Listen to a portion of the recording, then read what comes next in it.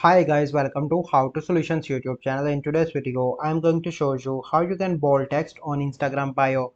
Before getting into this video, must subscribe to our YouTube channel and click on the bell icon. So the first step you need to do is to open Instagram.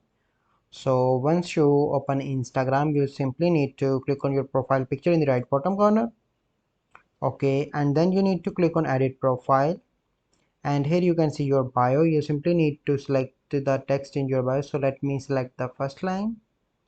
Okay, copy that.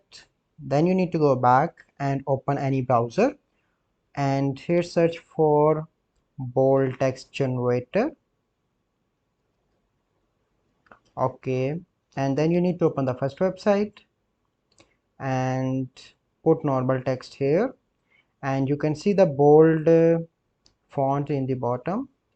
Select anyone according to your choice. So I'm going to select this one, click on copy.